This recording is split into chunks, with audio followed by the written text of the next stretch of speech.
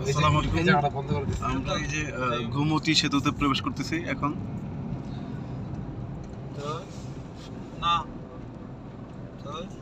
দাউদকান্দি গোমতী সেতু, দাউদকান্দি কুমিল্লা।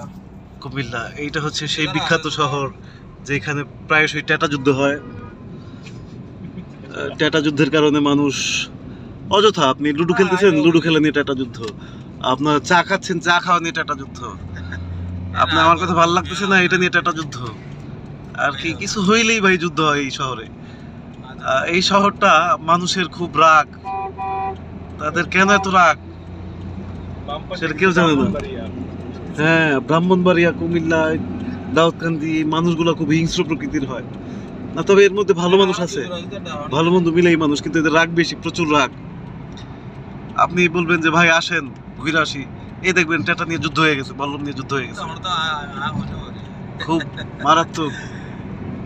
এরা যুদ্ধবাজ মানুষ। চেঙ্গিস খানের বংশধর হবে হয়তো ভাই।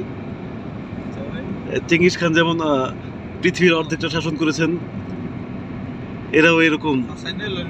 কিন্তু কালের বিবর্তনে এবং আইনের শাসন ব্যবস্থা কঠোর হওয়ার কারণে এরা তাদের শৃঙ্খল ভেঙে বের হতে পারে না।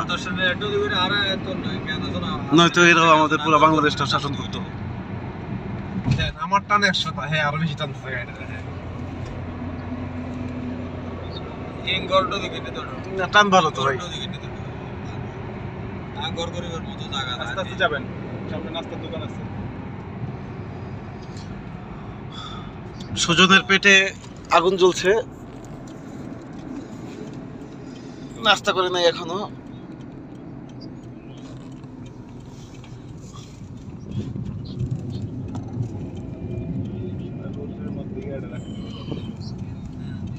খাবেন? এই যে বামে দাউদকান্দি, সোজা কুমিল্লা ফেনী, আর ডানে হচ্ছে চাঁদপুর। হোটেল কয়েকটাই আছে এখানে, এই সামনে। ডানে হচ্ছে চাঁদপুর। আপনি যদি ইলিশ মাছ কিনতে চান, ইলিশ মাছ বা ইলিশ মাছের ডিম, আপনি চাঁদপুর যেতে পারেন, খুব সহজলভ্য। এই যে আমরা ভান্ডারিয়াতে এখন নাস্তা করব, সকালের নাস্তা। আসসালামু আলাইকুম কাকা।